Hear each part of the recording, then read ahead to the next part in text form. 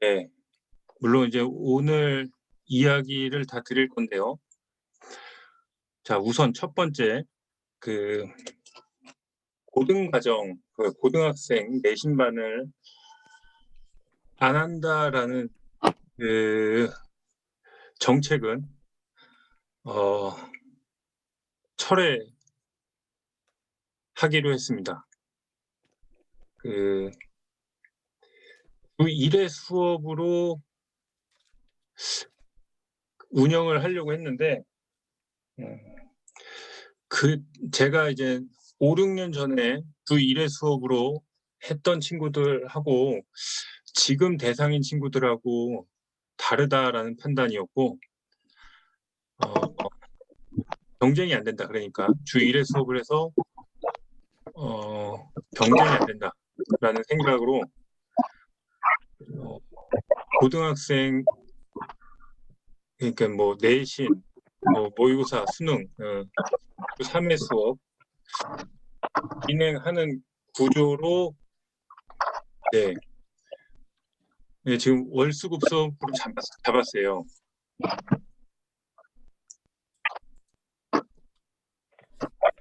그리고 두 번째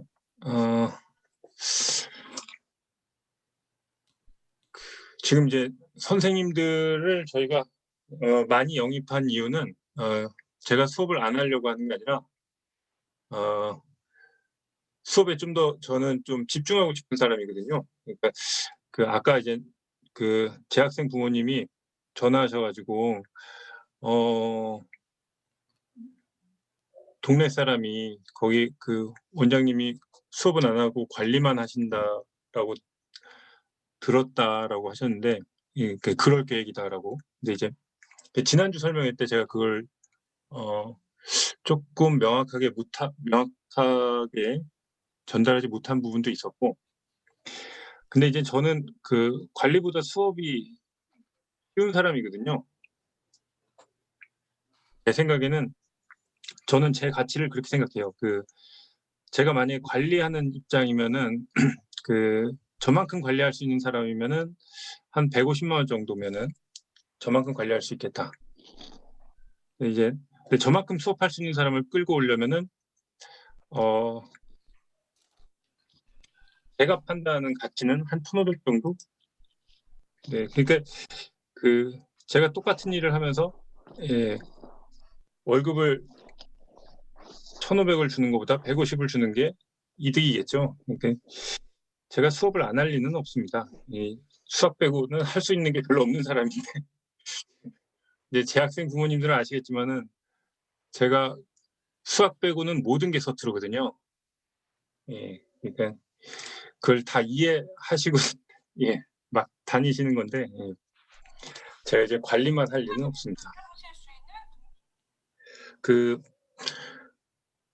올해 계획 중에 하나는 이런 게 있어요. 올해 9월, 10월, 11월 3달 동안은 제가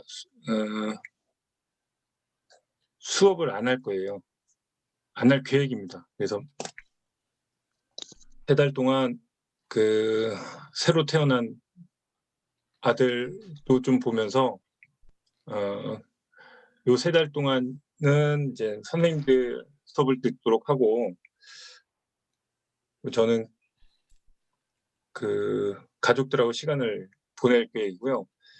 올해 제가 먼저 이렇게 3달 안식년을 가져 보고, 그리고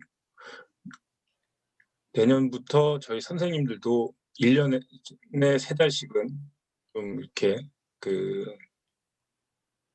휴가를 쓸 수 있도록 네 그렇게 사실 구상을 하고 있습니다. 가리키는 직업은 쉼이 필요해요. 그래서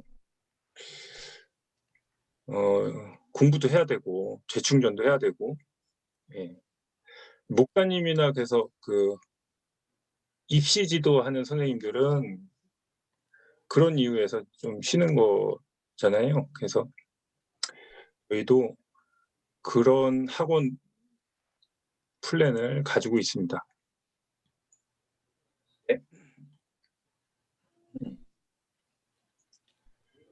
이제 설명회 시작하도록 하겠습니다. 설명회 시작 전에 들려들었던 노래가 그 가사가 저한테는 굉장히 와닿았던 가사거든요. 그래서 설명회 시작하기 전에 노래를 좀 틀어드렸습니다. 핑크 마티니의 투혼의 빛이란 노래입니다. 나중에 관심 있으신 분들은 한번 좀 찾아봐서 들어보시면은 좋을 것 같아요. 박웅현의 책은 도끼다에서 나왔던 소개했던 노래입니다.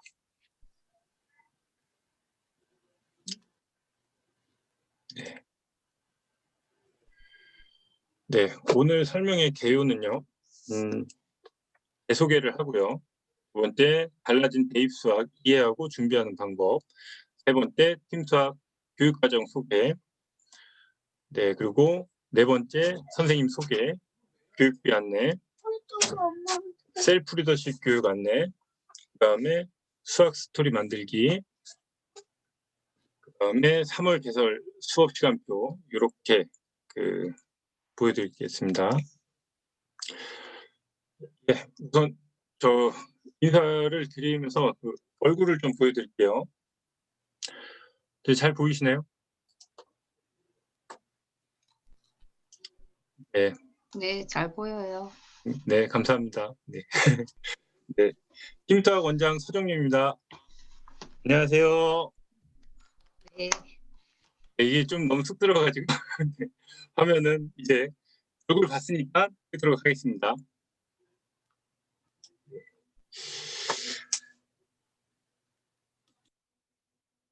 네, 95년도에 수원고등학교 졸업했고요.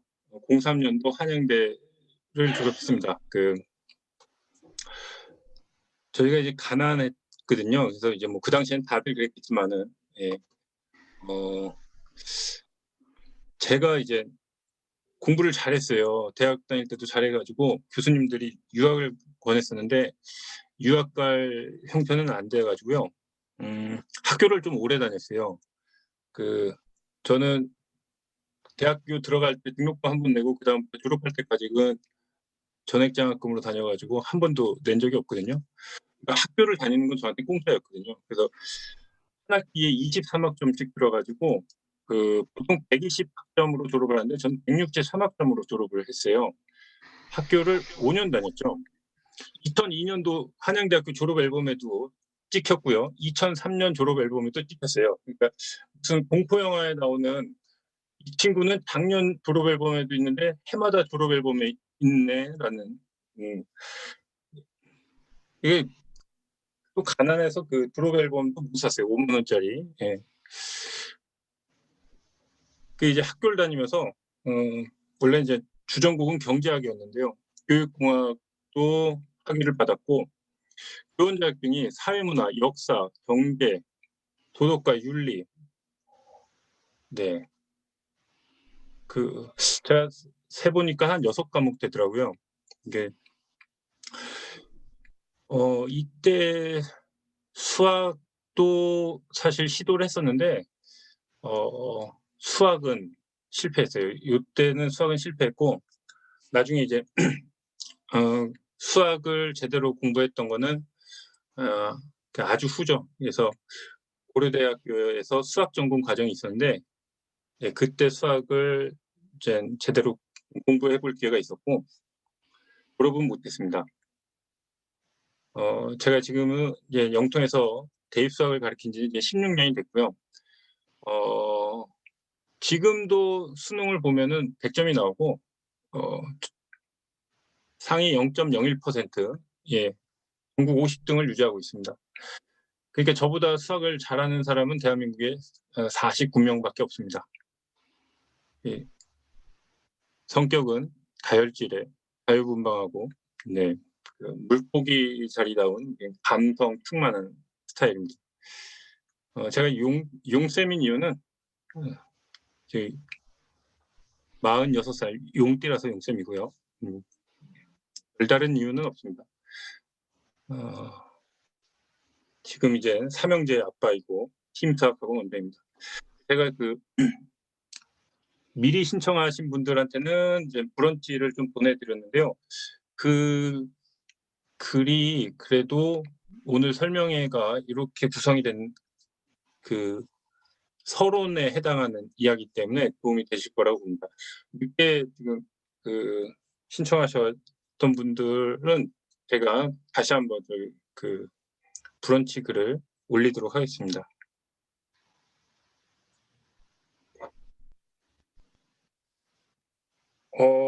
팀수학학원하고 저는 뗄래야 뗄 수 없는 관계죠. 저 없는 팀수학학원이라는 건 존재할 수 없죠. 그래서 그리고 또 설명회가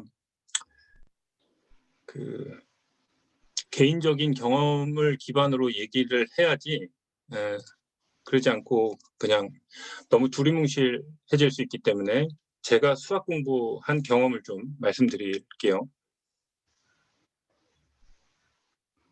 지금 이제 팀수학학원은 2016년 이후로는 사실 고등학생을 신입생을 받지 않고 있어요. 2016년부터 어린 저학년들을 키워서 가리키고 있고요.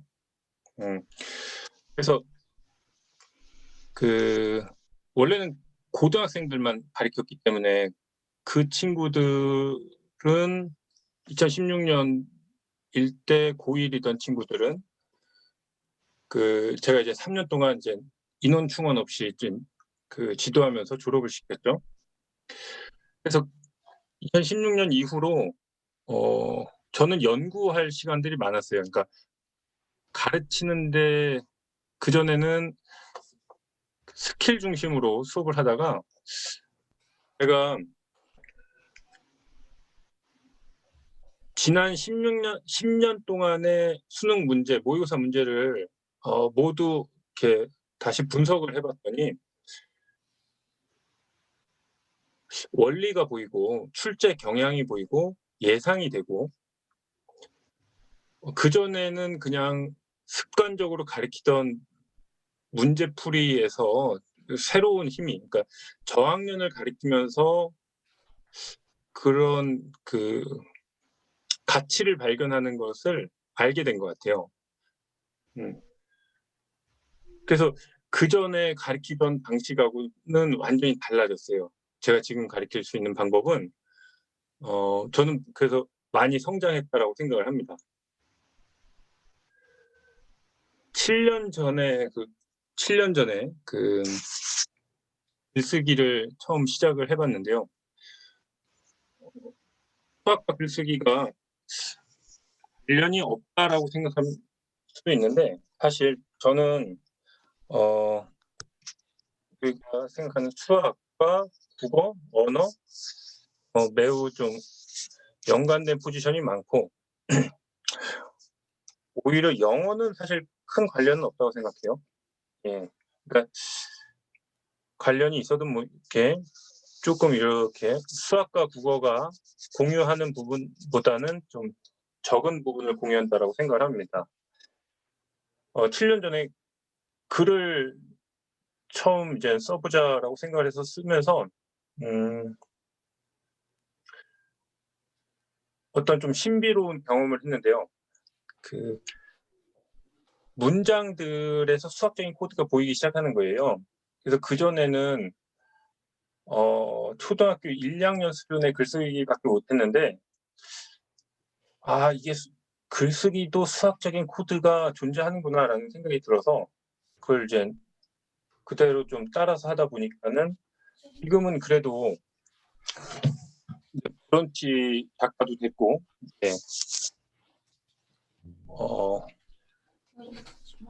인문 논술로도 좀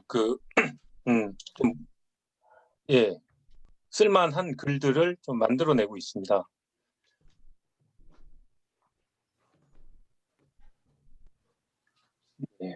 그리고 세 번째는 제가 논리적인 이성만 가지고는 수학 문제를 해결하는 데는 벽에 부딪혔어요. 그래서 우리가 반해와 운해로 보잖아요. 그러면 반해는 논리, 이성, 언어를 맡고 운해는 공간 지각력, 뭐 예술, 창의력 이런 부분들을 담당하죠. 근데 이제 수학이 굉장히 좌뇌적인 역할이다라고만 생각을 했는데 그걸로 접근했을 때는 답이 없다는 거죠. 그러니까 매우 꼼꼼한 문제풀이로만 모든 답을 해낼 수는 없다.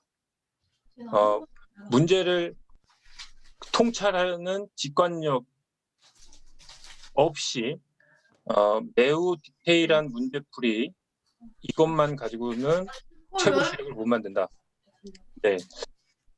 그래서 그 이후에 그러면 인문학을 수학에 접목시키는 게 필요하구나. 그래서 지금 수업은 그런 그 구상으로 그런 아이들에게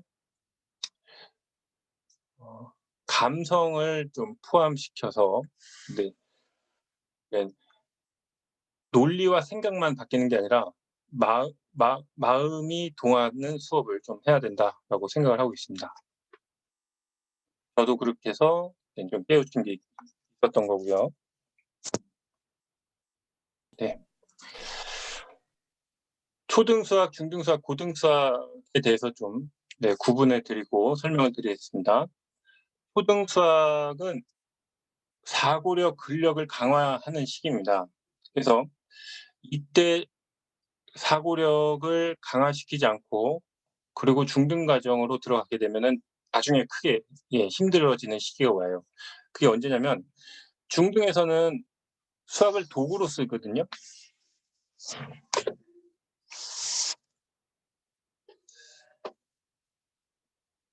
그래서 문자를 사용하는 것을 배우고 그다음에 이제 뭐 근의 공식을 배우죠. 그래서 이제 뭐 근의 공식에 대입하면은 해가 나오고 이렇게 도구가 되는 겁니다. 고등 수학은 초등 수학과 중등 수학을 접목하는 시기입니다. 초등 수학을 하면서 익혔던 사고력과 중등 수학을 하면서 익혔던 도구적인 수학을 함께 사용하는 시기입니다. 그래서 초등 수학 때 사고력을 키우지 않고 중등 수학을 하게 되면은 힘들어지는 거죠. 최상위권에 도달하기 위해서는 중등 수학을 하면서 그 벽을 깨야 되는 거예요. 중등 수학 점수 나오거든요. 중학교 수학 점수 나오는 거는 별로 어렵진 않아요. 중학교 때 A가 고등학교 올라가서 1등급, 2등급, 3등급, 4등급으로 이렇게 스펙트럼이 벌어져요. 중학교 수학 A라는 거는 거의 40%까지 주기 때문에 고등학교 4등급까지 4등급이면은 상위권이라고 볼 수는 없거든요. 중학교 때는 A 받았으면 상위권이라고 생각을 하지만은 이 친구들이 고등학교 수학에서 4등급이 되는 거는 그냥 수학을 도구로만 기계적인 문제풀이만 한 거지 그 안에서 그 사고력을 깨우치는 노력이 없었던 거죠. 그걸 해내질 못한 거죠. 그래서 이 두 가지가 꼭 있어야지 고등 수학에서 최상위권까지 도달할 길이 열리게 됩니다.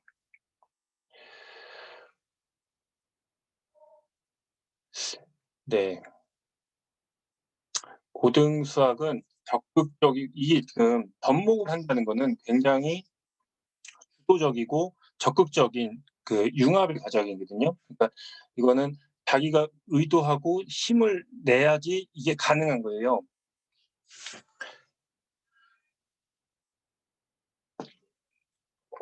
중학교 수학처럼 그냥 문제를 좀 많이 풀면 시키면 시켜서 할 수 있는 양이 아닌 거죠.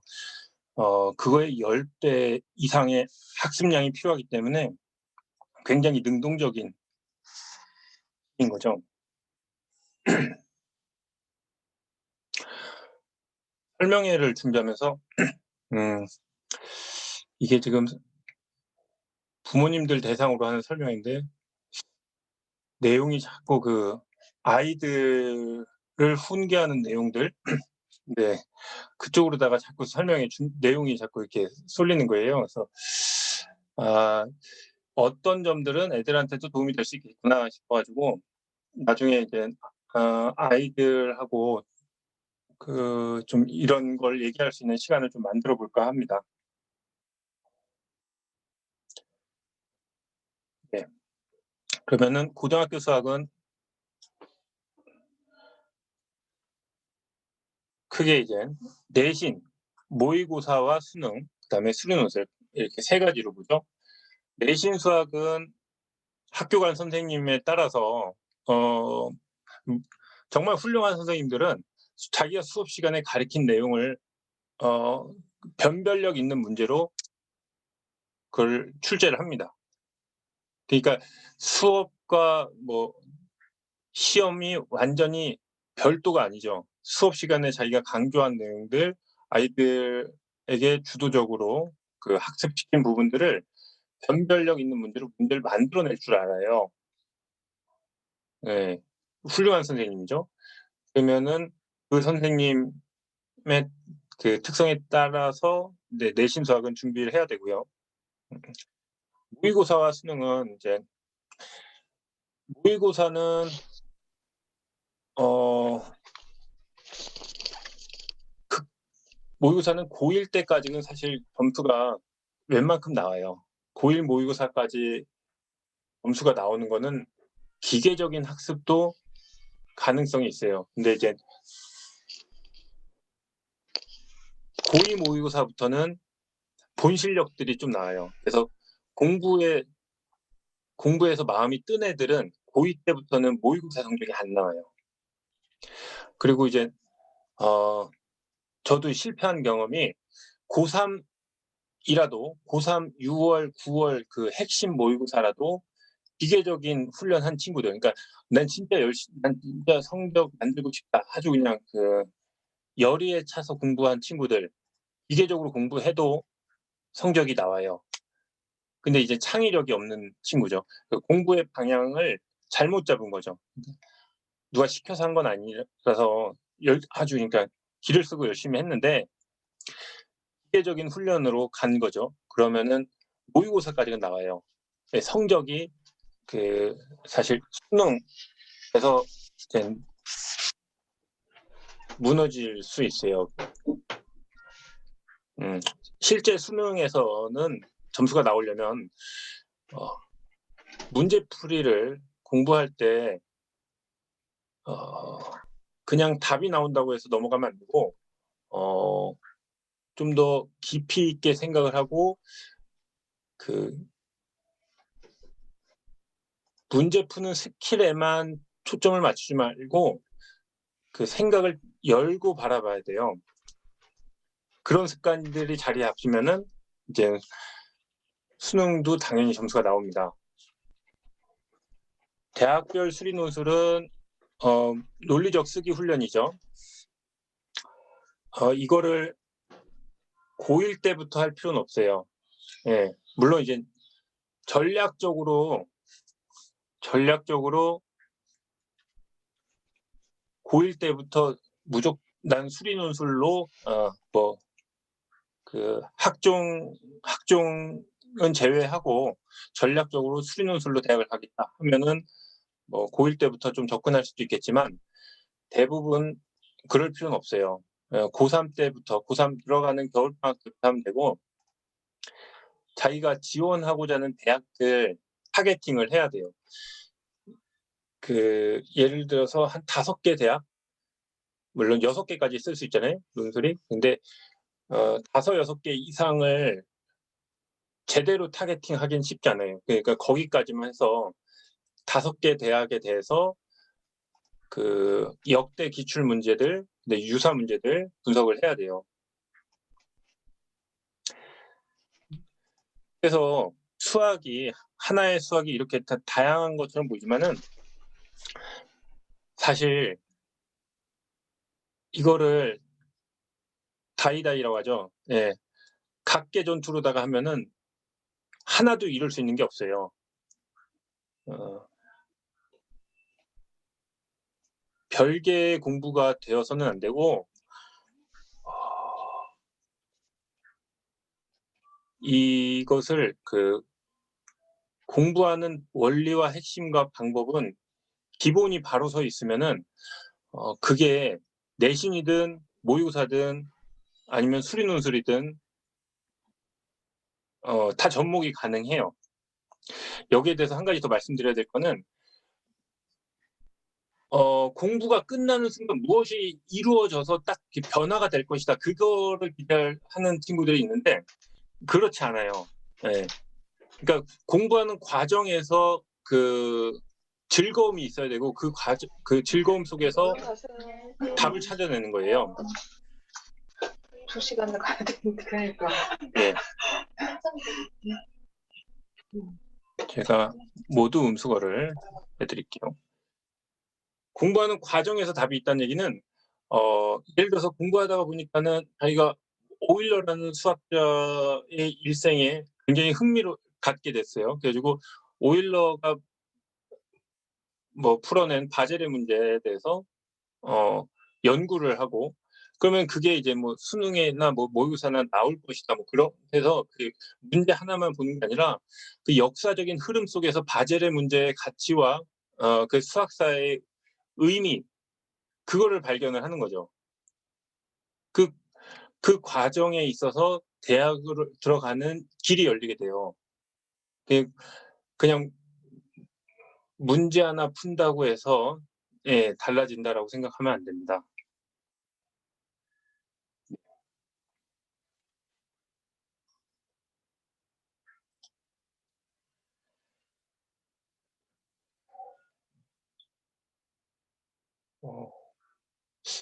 스킬만 가지고 문제 해결이 가능할 거라고 생각을 했어요. 근데 이제 그 수능이 일단 유형이 바뀌었고 그리고 지금 수능의 형태를 해결할 수 있는 방법은 이성적인 논리만 가지고는 안 되고 우내의 예술성과 창의력을 같이 키워나가야 됩니다. 작년 수능 30번 문제를 좀 보여드릴게요. 이걸 지금 풀자고 하는 건 아니고요. 이거를 풀이를 EBS에서 제시한 풀이를 볼게요. 30번 출제 의도 합성함수의 미분법을 이용하여 3차 함수를 구할 수 있다. 정답 풀이 하고 G1-X 이렇게 시작이 되거든요. 그래서 그래프는 직선, x는 2분의 1에 대해서 대칭이다. 이렇게 표현이 돼요. 그러니까 제 생각은 이게 지금 첫 줄부터 아니 뭔 개소리야 이런 느낌인 거예요. 1-x가 왜 나와?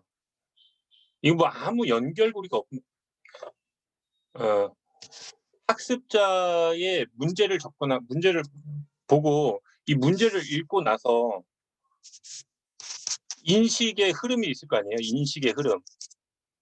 그거랑은 전혀 관련이 없는 풀이라는 거예요.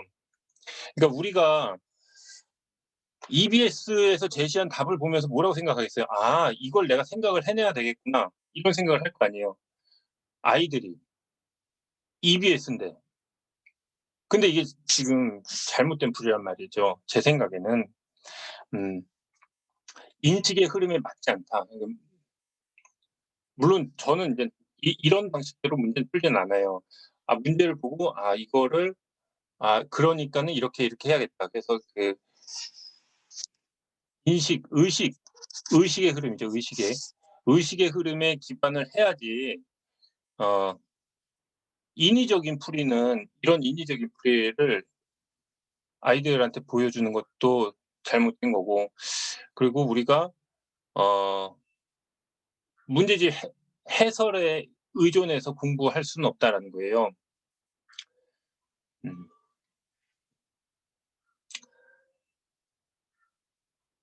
네. 공부하는 방법에 대해서는 제가 이 얘기는 좀 꼭 드려야 된다라고 생각을 하는데 공부의 본질은 지금 하는 일이다라는 거죠. 이게 조주세발이라는 그 사자성어는 조주도사라는 당나라 그 스님이 있었어요. 이 스님을 이제 어떤 이제 정말 도를 깨우치고자 열망한 선비가 찾아오죠. 그래서 물어봅니다. "스님, 도란 무엇입니까?" 근데 저는 이 말이 어 "스님, 공부란 무엇입니까?" 이렇게 좀 해석이 됐어요. 스님이 선비한테 "자네 아침은 먹었는가?"라고 물어봐요. 선비가 "네, 먹었습니다."라고 대답을 하죠. 스님이 "그러면 가서 너 밥그릇 닦아라." 그렇게 얘기를 하셔요. 그래서 아 선비가 이제 아마 아무 생각이 없던 사람이면은 그 말을 못 깨우쳤을 텐데 이제 그동안 이제 도란 무엇인가에 대해서 그렇게 오랫동안 고민을 해 왔기 때문에 어 깨우치자. '아, 바로 그거구나.' 이게 깨우치고 이제 돌아가요. 물론 이제 뭐 불교에서 뭐 선문답이죠. 선문답 스타일로 "도란 무엇입니까?" 네.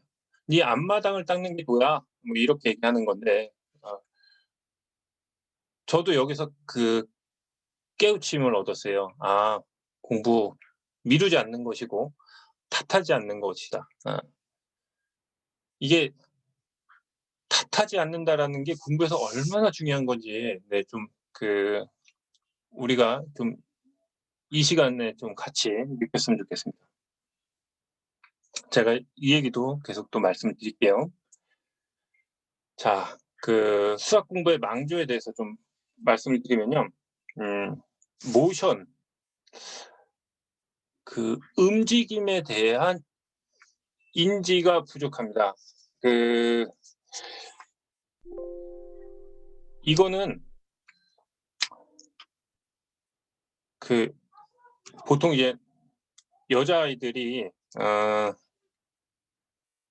여자아이들이 이제 그냥 장 남자애들은 이제 장난감 가지고 어렸을 때 막 놀고 막 그러면서 뭐 그 움직임도 이렇게 과하게 또 하기도 하고 뭐 이렇게 동작을 이제 많이 시도를 하죠. 근데 그 그냥 정적인 관찰만 정적인 이제 그런 뭐 여학생 스타일의 그럼 모션을 몰라요. 사실 수학이 뉴턴 이후로는 운동이거든요. 예. 운동이 차지하는 비중이 굉장히 크기 때문에 수학을 운동으로 인식을 해야 되는데 그렇지 못하고 굉장히 정적인 개념으로 받아들여요. 점과 점이 있으면은 이 점과 점에서의 움직임을 관찰을 해내야 되는데 그냥 점 점을 정적인 개념으로만 보는 거죠. 어 그래서 이런 어떤 점들이 모여서 선이 되고 이런 것들이 모션으로 인식이 돼야 될 필요가 있습니다. 이걸 좀 키워야 돼요. 새로운 유형이 나오면 당황을 하거나 심화 문제를 보면은 생각이 멈춰 버리거나 그 공부의 지류만 보기 때문에 그래요. 근본 뿌리를 보려고 하지 않고 문제를 풀면서 각개전투로만 풀어내니까는 문제를 제 아무리 많이 풀어도 도움이 안 되는 거예요. 한 문제를 그래서 여러 번 풀어야 돼요. 한 문제를 정말 여러 번 풀어야 돼요. 저는 수능 문제를 풀면은 어 한 30번 풀어요. 그리고 한 달 정도 풀어요. 한 달 동안 계속 그 문제만 생각해요. 아침에 샤워할 때 생각하고 자기 전에 생각하고 늘 작년 수능 문제가 머릿속에 있는 거예요. 아까 보셨죠? 이 문제가 계속 머릿속에 있다는 거예요. 30 번을 풀어요. 한 달 동안. 예? 한 달 동안 몇 번을 풀겠어요. 계속 풀어요. 예. 샤워할 때도 '아 이거 뭐 문제 그렇게 했을까?' 막 애들이 코로나 때문에 좀 힘드니까는 좀 지켜내려고 했겠지 뭐 별의별 생각을 하면서 그냥 혼자 상상을 합니다. 그러니까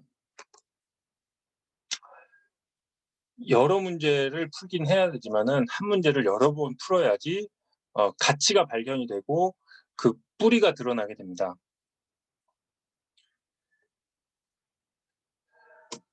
네. 공부 습관에 대해서 좀 말씀을 드리면요. 이게 좀 필요해요. 그래서 제가 이것도 좀 말씀드리면은 어 저는 하루에 3 시간은 공부하고 연구하는 데 쓰죠. 예. 그래서 어 공부에 몰입하려면요. 누구랑 싸우면 안 돼요. 누구랑 돈 관계로 엮여 있거나 어 그러면은 공부에 집중할 수 없어요. 공부에 집중하려면은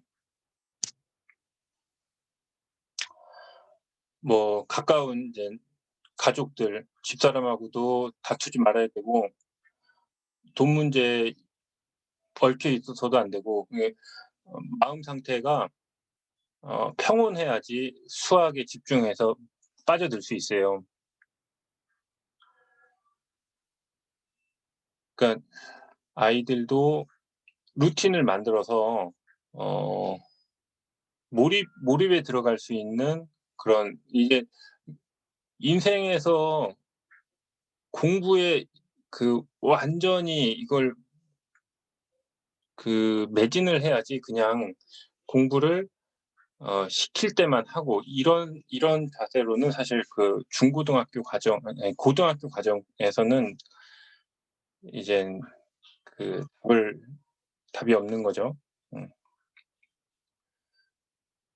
그래서 몰입에 들어가는 스스로의 루틴이 있어야 됩니다. 네. 사춘기 극복하는 아이들에도 우리가 아까 얘기했던 어 남 탓한다, 남 탓한다. 예. 그러니까 학생 탓하는 선생님도 그것도 좀 문제고 예 선생님 탓하는 학생도 문제고 음 자기를 바라봐야 돼요. 늘 자기를 바라봐야 되지 그 사춘기를 이겨내는 거에 대해서 이 얘기를 좀 해 볼게요. 사춘기를 어떻게 이겨내느냐. 아이들이 이제 중학교를 이제 졸업하고 이제 고등학교 과정 고등학교를 들어가고 이 시기에는 이젠 사춘기를 좀 이겨내야 돼요. 중이병을 이겨내야 돼요. 자 그렇게 생각을 확장해 나가면서 아이는 자신이 세상과 팽팽한 줄다리기를 하고 있다는 것을 깨닫습니다. 엄마는 엄마대로 아빠는 아빠대로 세상과 줄다리기 중이라는 것을 알게 되죠. 그 과정에서 아이는 자신이 한 명의 개인임과 동시에 세상을 살아가는 여러 사람 중 한 명이라는 것을 느낍니다.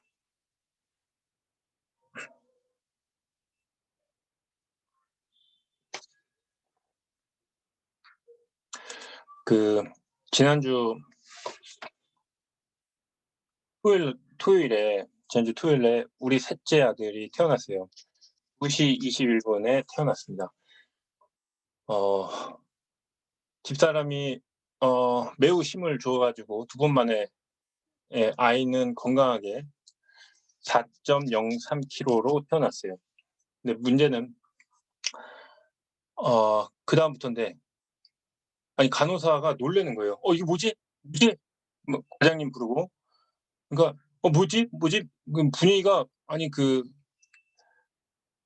가족분만실이었는데 어 의사하고 간호사가 그렇게 당황하는 걸 보니까는 난 할 말이 없더라고요. 그러더니 피가 멈추지 않는다는 거예요. 그래서 봉합했던 걸 다시 뜯고 다시 뭐 혈관을 맺고 뭐 해서 재수술을 하는데 집사람은 혈압이 사망할 수 있는 단계까지 떨어지고 어 병원은 응급 상황이 일어나고 그래서 저녁 8시 까지 재수를 한 번 더 했어요. 근데 그래도 지혈이 안 된다는 거예요. 나보고 "이거 어떻게 해야 되냐." 그래서 어 그러더니 결국 이제 분당 서울대병원으로 가라고 그러더라고요. 그래서 앰뷸런스 타고 이제 저녁 8시 에 분당 서울대병원으로 갔죠. 아이는 태어나서 수원에 두고 거기서 지혈을 했어요. 밤새 중환자실에서 저는 이제 못 들어가고 이제 밖에 있었고 음 그다음에 혼자 잘 이겨내서 어 이제 월요일 아침에 우리 아이가 이제 수원에 있으니까 엄마가 지금 뭐 몸 상태가 안 좋더라도 아이랑 떨어져 있을 수는 없으니까는 그래서 같이 조리원으로 들어갔어요. 네. 우리 큰아들 둘 이제 진상 떨고 있고 엄마도 아프죠. 예. 뭐 저는 이제 설명회 준비를 해야 되고 네. 음. 그냥 뭐 그 설명회 준비를 아주 여유롭게 카페에서 할 수 있었던 시기도 그럴 때도 있었겠지만은 어 이 이렇게 어려운 상황에서도 놓을 수는 없는 거죠. 이게 세상 누가 만만하게 살겠습니까? 근데 이제 아이들도 그거를 좀 깨우치면은 사춘기에서 벗어나요. '이거 나만 이렇게 사는 게 아니구나.' 음. 저기 분당 서울대병원을 가서 두 가지를 깨달았는데 첫 번째는 애들한테도 그 얘기를 했어요. 어. 아니 영통에서 제일 큰 산부인과인데 거기서도 뭐 어떻게 못하는데 분당 서울대병원 하니까 거기는 뭐 의사들 뭐 서울대 학생들이잖아요. 근데 이제 걔들한테 의존을 하는 거죠. 어. "야 니들 공부하려면은 끝판까지 가라, 끝판까지." 어.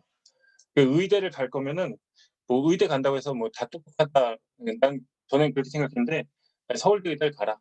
공부하려면 끝판을 가라. 그냥. 니네가 뭐 골프를 칠 거면은 박세리나 타이거 우즈처럼 하고 공부를 할 거면은 서울대를 가라. 제대로 하자. 예. 끝판을 가야 된다 생각을 했어요. 음. 그리고 이제 하나는 이제 어 집사람이 이제 그렇게 좀 아픈 걸 보고 "엄마한테 잘하자. 그리고 와이프한테 잘하자." 사람이 1000만 번 잔소리 해도 그래도 그렇게 고생하는 걸 봤으니 그냥 잔소리 듣고 살자.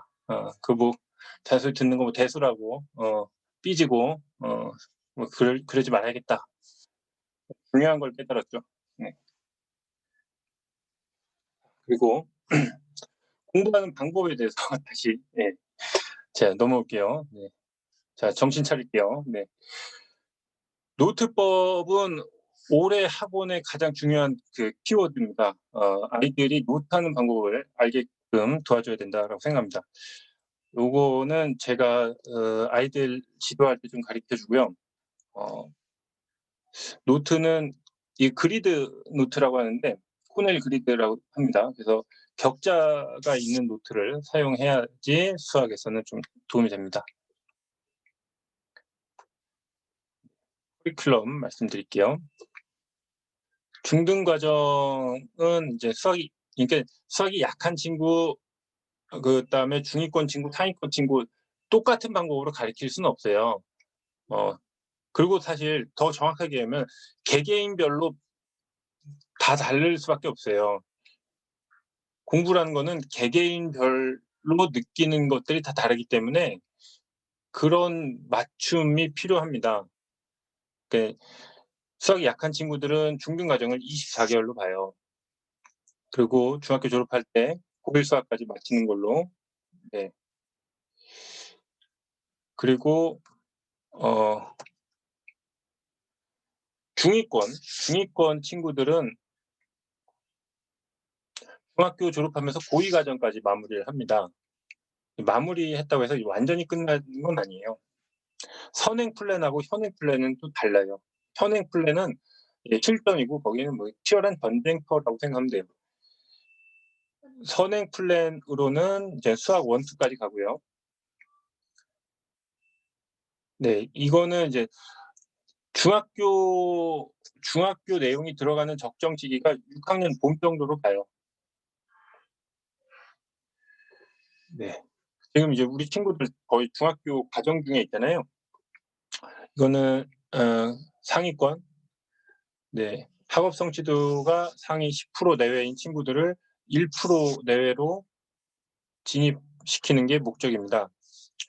그래서 중학교 졸업하면서 그다음 실전 수능까지 이제 그 마무리라는 표현은 제가 쓰긴 했지만은 공부는 그렇게 쉽게 마무리되진 않기 때문에 맛보고 간다. 네. 생각합니다. 네. 교재는 지금 저희가 이제 생각하는 중등 교재는 기본이 센이죠. 이거를 수학이 약할 경우는 이것보다 여기부터 접근하면 굉장히 수월하게 아이들한테 좋은 결과들이 만들어져요. 그리고 1학기 대수는 1품까지 가고요. 그다음에 겨울방학을 이용해서 특강 시간을 이용을 해서 올해는 겨울방학 특강을 코로나 때문에 많이 못했거든요. 그래서 올해는 아이들이 공부를 좀 더 할 수 있는 특강을 할 수 있는 시간들을 좀 찾아내서 그래서 더 공부할 시간들을 만들어낼 거예요. 그러니까 3월 이후에 특강을 할 수 있는 기회를 포착해 보도록 할게요. 1학기 내용은 여기까지 가야 돼요. 2학기 내용은 선행 플랜에서 여기로 끝나요. 1학년 2학기, 2학년 2학기, 3학년 2학기, 2학기 기하 내용은 여기에서 선행 플랜 끝내고 그다음에 현행에서 내신 준비할 때는 기출 문제로 하면 돼요. 그러면은 한 이 정도 커버된다라고 생각하시면 돼요.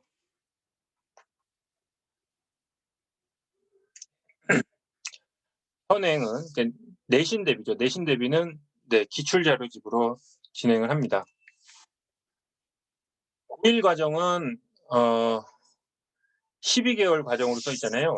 이 12개월 중에서 사실 4달은 내신 대비예요. 중간 기말, 중간 기말.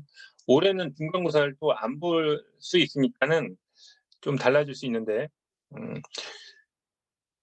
고1 수학은 12개월 동안 3번 돌아가요. 요게 3번 돌아가는데 보세요. 이만큼이 수학 상이에요. 요게 수학 하예요. 비중은 2대1 정도 보면 돼요.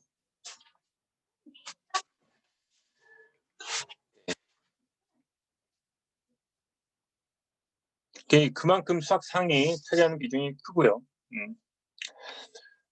선행 플랜에서는 RPM, 라이트센, 더 개념 블랙라벨 요게 그 학원의 커리큘럼이에요. 요거 끝나고 고등 수학이 완성이 되는 건 아니에요. 고등 수학은 그때 이제 비로소 시작되는 거예요. 이제 자기 자신과의 싸움은 사실 이 이후로 시작이 됩니다. 우리가 이번 주 금토에 수학 인증 시험 보죠. 그래서 전국 모의고사로 보고요. 2등급 이상 나와야지 선행이 잘 이루어지고 있다라고 생각을 해야 돼요. 1, 2, 3등급이 상위권, 4, 5, 6이 중위권, 7, 8, 9가 하위권이라고 생각할 때 한번 보세요. 7, 8, 9에서 8, 9등급은 수학, 이건 사실 공부와 큰 관련이 없는, 그죠? 공부가 길이 아닌 거죠. 이 친구들은 그렇게 스트레스 안 받아요. 원래 자기 길이 아니니까. 공부에서 성공을 해본 적이 없으니까. 그러니까 자기가 잘하는 걸 찾아요. 인생이 걱정이 크게, 공부 때문에 크게 걱정하진 않아요. 문제가 되는 거는 중위권이죠. 몸통알이 4, 5, 6인데 아까 말씀드렸다시피 이만큼 1, 2, 3, 4등급이 여기가 중학교 A 성적을 받았던 친구들이에요. 중학교 때 A를 받았다는 얘기는 한 번 성공해본 경험이 있다는 거죠. 잘못된 성공의 경험은 매우 위험한 독이 됩니다. 내가 이렇게 문제집 3권 풀었더니 내가 A 나왔었거든? 그러니까 그거면 되는 줄 알아요. 더 깊이 있게 생각을 해야 되는데 그냥 문제집 3권을 풀면은 된다라고 매우 쉽게 생각해요. 공부의 잘못된 방법으로도 답이 중학교 때는 성공을 한번 해봤기 때문에 그게 독이 되는 거예요. 잘못된 공부 습관을 못 버려요. 4, 5, 6등급이. 4등급.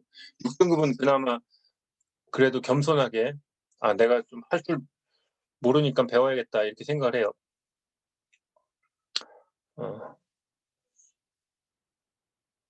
그러니까 공부하는 방법을 가르치는 게 얼마나 중요한 거냐 이걸 알 수 있죠. 공부보다 공부 그릇이 중요하다는 거죠. 그래서 좋은 공부 습관과 자세 가르쳐 놔야지 가능성이 있지, 아니면 잘못된 공부 방법으로 한번 그냥 문제만 들이풀라고 시키는 거죠. 그러면은 성적이 나왔었단 말이에요.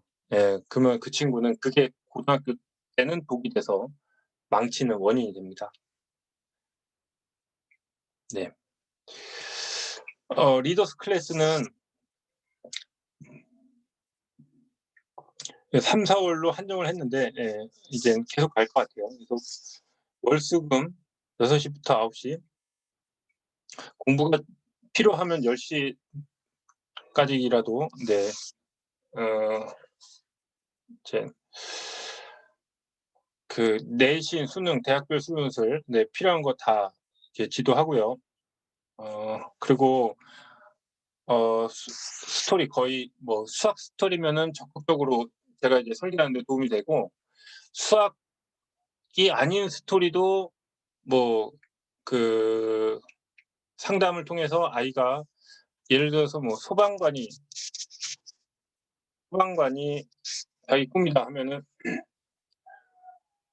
네, 도움을 줄 수 있죠. 어느 정도는. 네. 수학 관련된 스토리면은 같이 책을 읽고 그거를 자소서든 면접이든 이끌어낼 수 있게끔 도와줄 수 있죠. 그 스토리에 대해서는 이따가 다시 한번 또 말씀드릴게요. 네, 지금 재학생 학부모 아닌 분들도 꽤 있죠. 네. 중등 과정이 지금 이제 담임 수업 80분, 코칭 50분 이렇게 잡았죠. 코칭이 거의 60분으로 봐도 되는데, 고등 과정이면은 수업이 80분, 코칭이 80분입니다.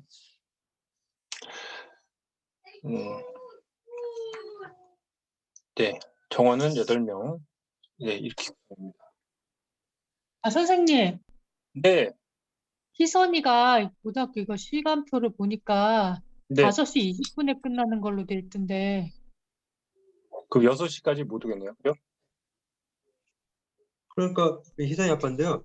네, 네, 시간표를 보니까 그 방과후 수업 없는 날은 5시 20분에 끝나고요. 네, 네, 방과후 수업 있는 날은 6시 10분으로 돼 있는데, 방과후 수업은 어떻게 뭐 선택을 월수금을 피해서 뭐 화목에다가 방과후 수업을 선택하든지 그건 할 수 있는데, 일단 5시 20분 안에는 안 끝나는 걸로 돼 있더라고요. 그래서 그래요. 저도 그거를 전화를 한번 알겠습니다. 드릴까도 한번 생각했거든요. 그 전에 금요일은 8시부터 하는 걸로 돼 있어서. 6시는 부분은- 사실 그러면 시선이뿐만 아니라 다른 친구들도 쉽진 않을 거예요. 예. 고등학교 네. 1학년인 친구들은 아마 어려울 건데. 그렇죠. 이제 그래도 시간은 끝나는 아마 시간을 못할 것 같아요. 10시로 잡아놨기 때문에, 예. 예, 그래서 좀 늦게 시작을 해야 되면은 그렇게 할게요. 예, 일단 5시 20, 빨리 끝나는 날이 5시 20분이더라고요. 그러니까 다른 학교는 어떻게 되는지 모르겠어요. 일단 영도권은 그렇더라고요. 예. 이건 이제 고등학교 올라가면 이제 입시잖아요. 입시는 사실 저도 기본적인 마음가짐이 학원을 10시까지 해야 된다라고 해서 그걸 이제 벌벌 떨고 그냥 그렇게 지켜낼 생각은 없어요. 이게 중요한 거는 이제 입시니까는 이건 전쟁터잖아요. 이게 뭐 애가 깨우칠 때까지 해야 되는 거지 뭐 수업 시간 정해놓고 그렇게 가르치지는 않거든요. 이제 모르면 알 때까지 하는 거죠. 예전에는 그래가지고 뭐 지금은 이제 우스갯소리로 얘기하지만, 예전에는 우리 수연쌤은 제가 중2 때부터 고2 때까지 가르쳤어요. 수연쌤 가르칠 때는 늘 12시에 끝났어요. 늘 12시에 끝났고, 뭐 수연쌤 언니도 제가 가르쳤죠. 수진이도.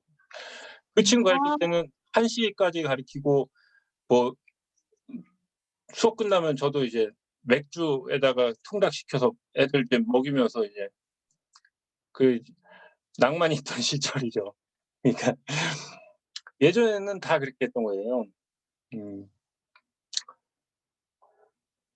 네, 알겠습니다. 네, 네. 그 선생님들 좀 소개를 해드릴게요. 네.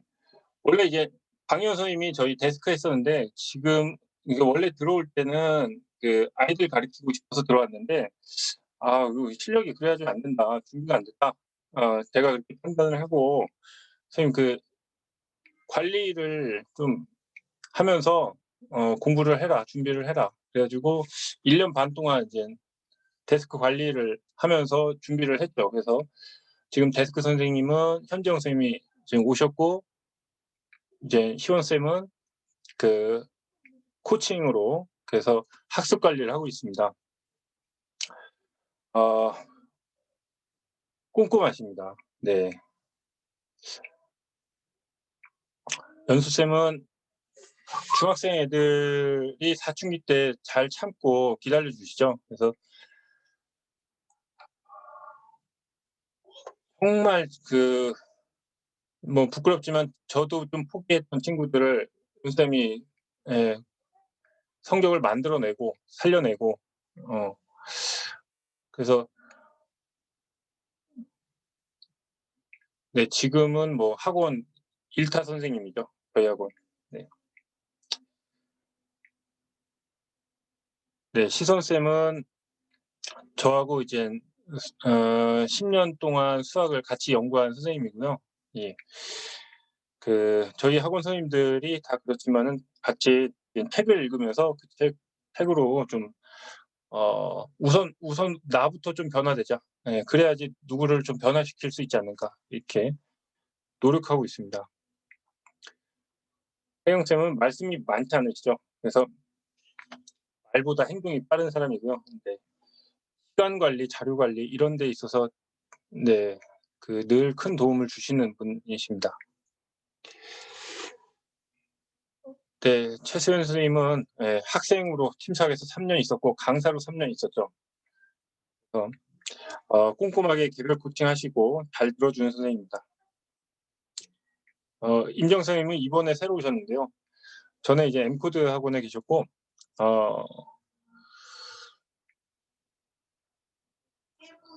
강의력이 매우 좋으세요. 그래가지고 판서, 목소리, 네, 강의력이 매우 훌륭하신 분입니다. 그래서 엠코드 계실 때도 그 내부적으로다가 이제 큰 학원이니까는 뭐 이렇게 학원 내부적으로 이렇게 상도 받으셨고 그래서 원래는 선생님이 필요 없거든요. 그리고 여기까지만 뽑고 말았어야 되는데 사람이 너무 마음에 들어서 그냥 뽑았어요. 그래가지고 지금 선생님이 남아돌죠. 네. 그래가지고 어떻게 했냐면 3월부터는 대학생 멘토 코칭이 확 줄어요. 그래서 코칭이라는 표현을 좀 바꿔야 되긴 하는데 왜냐면은 임정타 선생님하고 저하고 같이 러닝메이트로 수업을 한단 말이에요. 그러니까 어떤 게 본 수업이다, 어떤 게 코칭이다 이런 상하관계가 없어요. 그래서 코칭이라는 표현을 좀 바꾸긴 해야 되지만은 3월부터는이라기보다 적어도 3, 4월은 저희가 대학생 멘토 비중이 확 줄고 전문 강사들이 뛰는 영역이 많아집니다. 제가 시간표를 좀 보여드릴게요. 교육비는 중학교 과정이 32만 원, 이번 3월부터죠. 고1 과정 38만 원, 고2 과정 40만 원. 네. 그리고 고1 현행은 40만 원으로 잡았습니다. 네. 자기소개서 문항을 보시면은 우리가 어떻게 공부해야 되는지 좀 방향을 볼 수 있습니다. 예전에처럼 수능 점수만 가지고 수학 점수만 가지고 문제 잘 푼다고 해서 대학을 가는 시기는 끝났어요. 이게 필요한 거예요. 자기소개서에서 자기를 어필하고 면접 때 그걸 보여주고 이게 필요해요. 어, 어설프게 알면 그거 가지고 다 합격 못 해요. 요 얘기를 좀 들려드릴게요.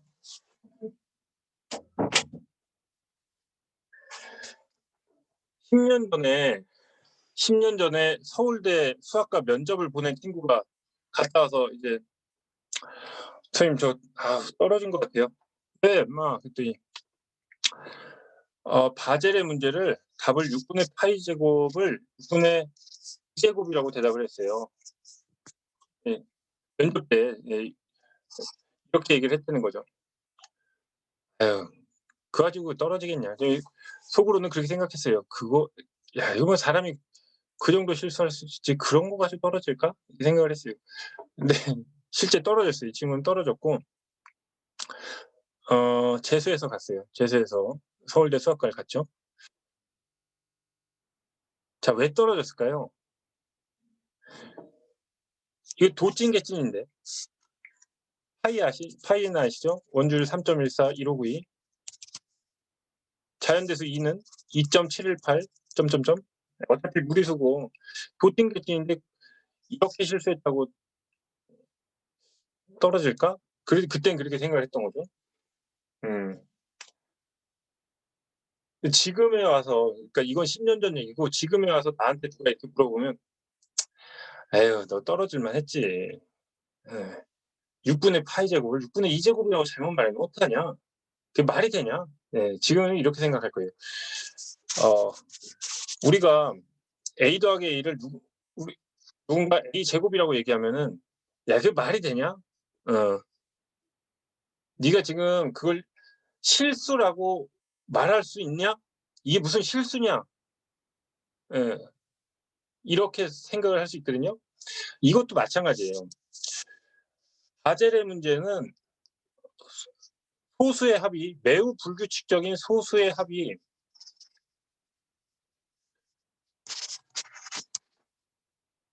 아주 규칙적인 수 원주율로 표현이 될 수 있다라는 거예요. 이거는 불규칙적인 소수의 세계가 그 열쇠가 비밀의 열쇠가 풀릴 수 있는 단서라는 거죠.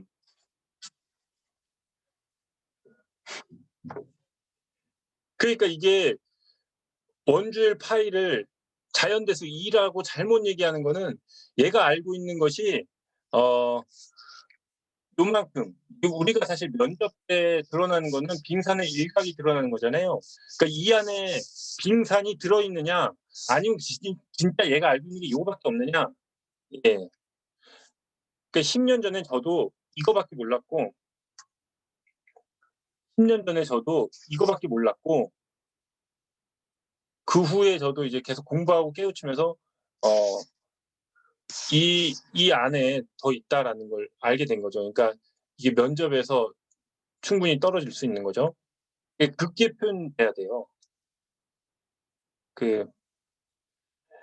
자, 입사관이 볼 때 전략적인 실적만 있거나 그냥 바젤의 문제를 그냥 6분의 파이 제곱, 6분의 파이 제곱, 6분의 파이 제곱 그거 외우고 들어갔다가 교수가 너 그 바젤의 문제에 관심이 있었다며? 한번 너 얘기해봐. 네, 6분의 2제곱입니다. 그냥 뭐 전략적 실적으로다가는 그 내면의 가치가 드러나지 않는 거죠. 네, 이런 부분을 좀 얘기를 하고 싶어요. 네.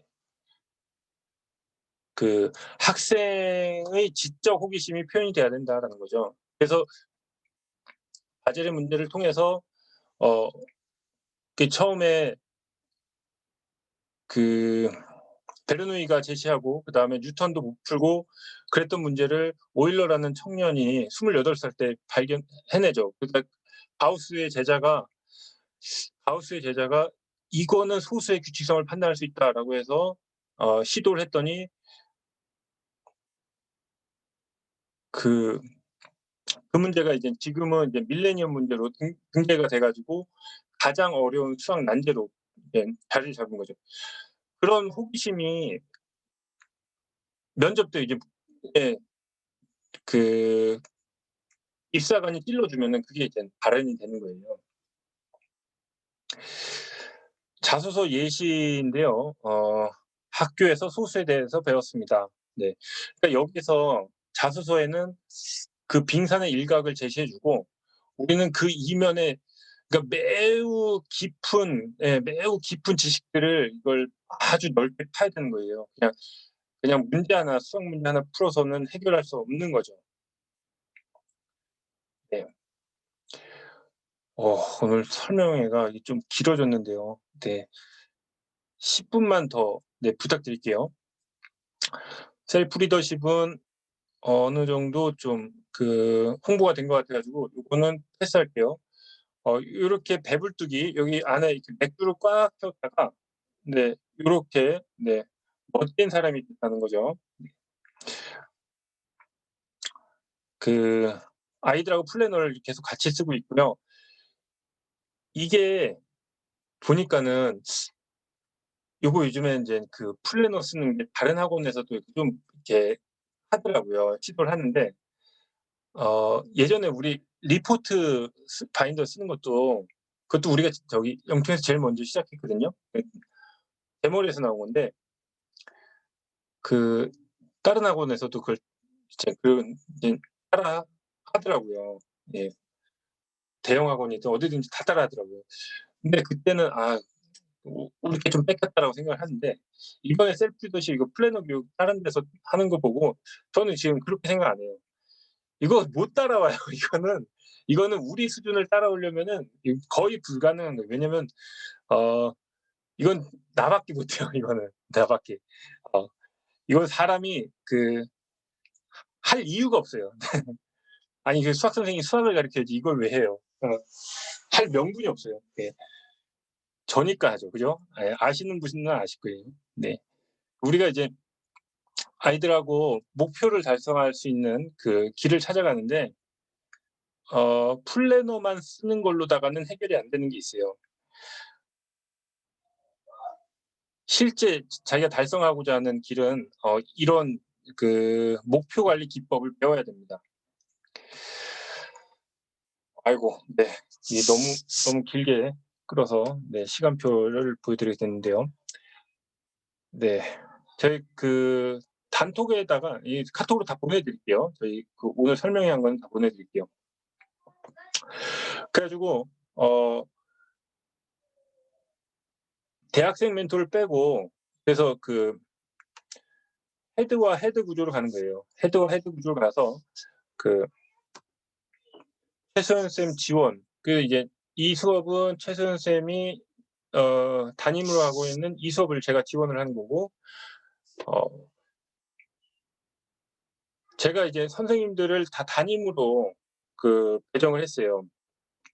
제가 클래스를 이거랑 요거 빼고는 모두 선생님들을 담임으로 지정을 했어요. 이렇게 한 이유는 제가 관리를 하고 수업을 안 하려고 하는 게 아니라 저는 수업에 집중하려고 하는 거예요. 아시겠지만은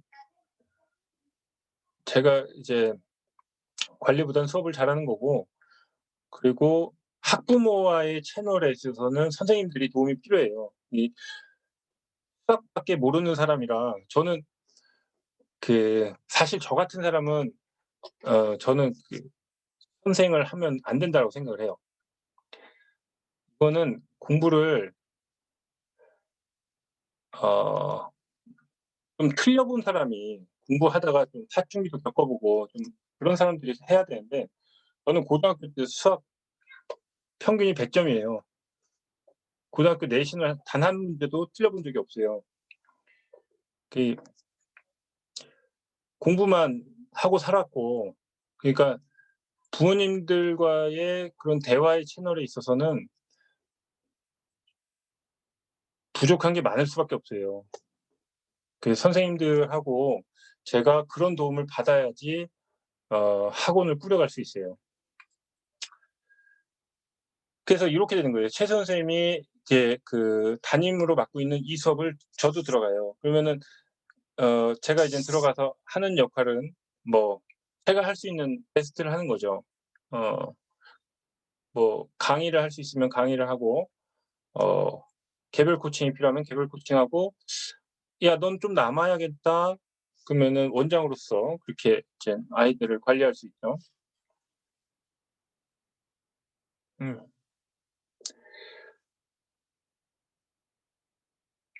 요런 구조로 보시면 돼요. 요거 저 보내드릴게요. 보시고 또 개별적으로다가 문의하시면 돼요. 그래서 선생님들하고 제가 러닝메이트로 하는 수업 구조가 많이 있습니다. 그리고 선생님들도 시간이 벼요.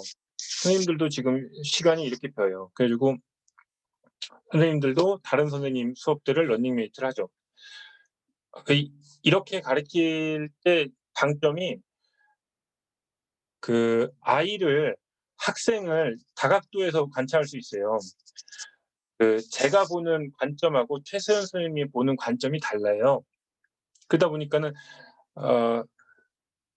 내가 발견할 수 있는 가치를 최세연 선생님이 못 볼 수도 있고, 반대로 최세연 선생님이 아이의 성향과 강점을 발견할 수 있는 것도 있고, 이 팀 피칭이 주는 효과는 매우 커요. 그래서 사실 유럽권에서는 물론 이제 토론식 수업을 주로 얘기를 하는데 선생님이 둘이 들어가요. 그래서 선생님 둘이 들어가서 아이들을 다각도로 좀 도와주고, 예.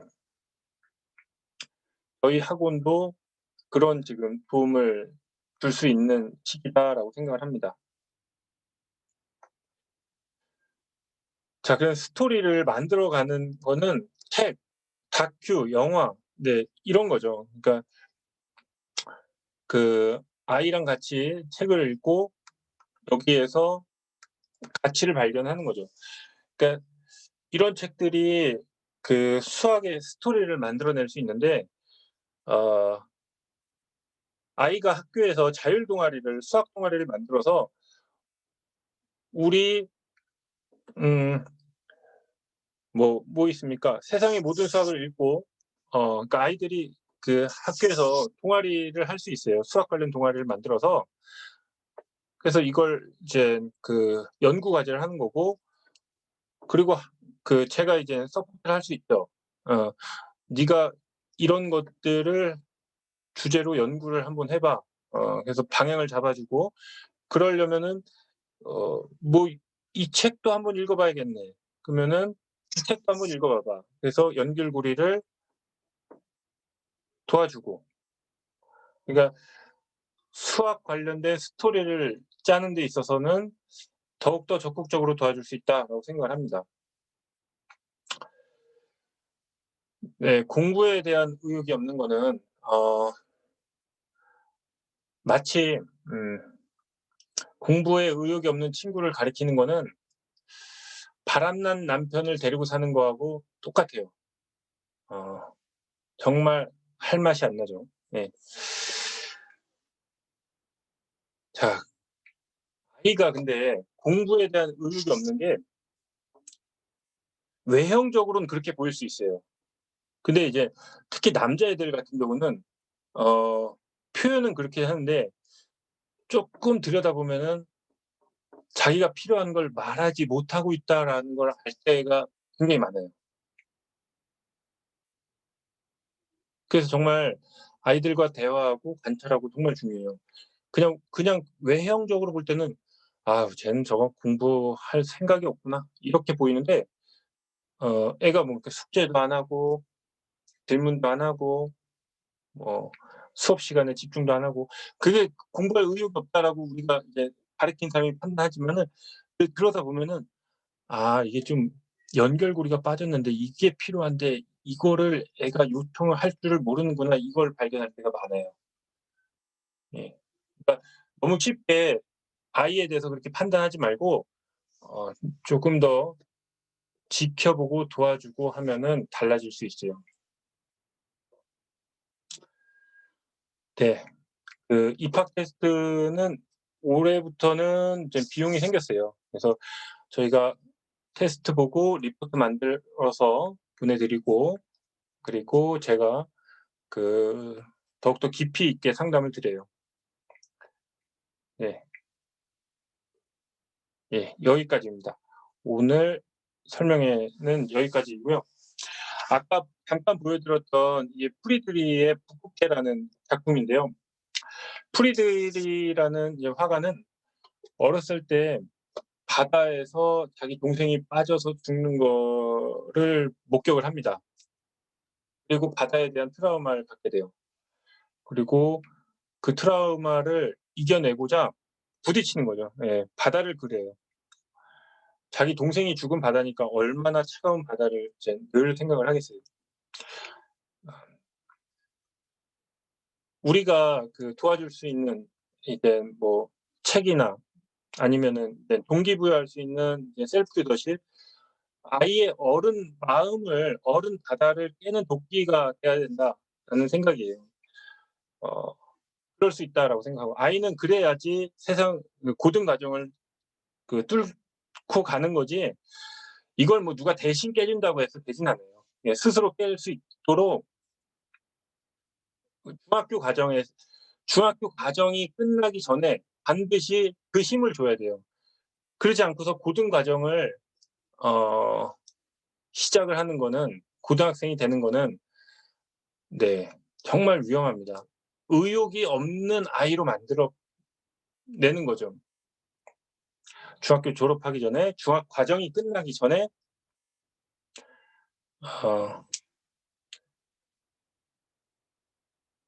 이 언바다를 깰 수 있는 도끼를 쥐어줘야 돼요.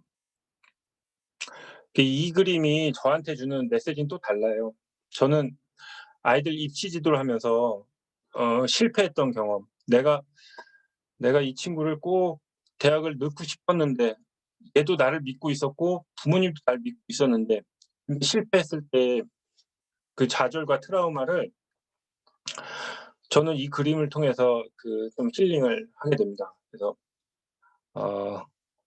다시 한번 해보자. 내가 가지고 있는 그 슬픔과 불안, 트라우마를 이겨낼 수 있는 거는 다시 부딪히는 것밖에 없다. 그래서 지금 아이들 잘 가르쳐서 입시에 성공해서, 예, 그 부모님의 기대와 아이가 우리에게 대한 그 믿음을 좀 지켜주는 거라고 생각합니다. 지난주 설명회 때는 질문이 엄청 많았어요. 네.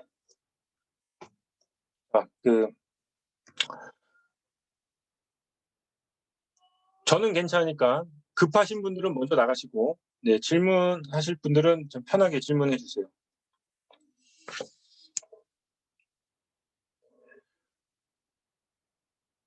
잘들 듣고 계신 거죠?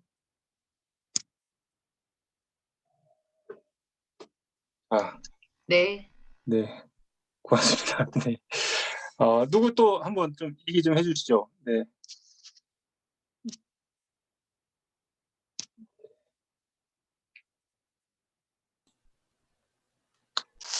자.